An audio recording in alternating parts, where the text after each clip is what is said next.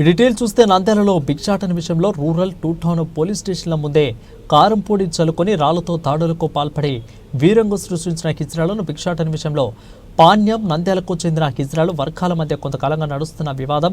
నంద్యాలలో భిక్షాటన చేయడానికి పాణ్యం వర్గం ప్రయత్నిస్తుండగా అడ్డుకుంటున్న నంద్యాల వర్గం.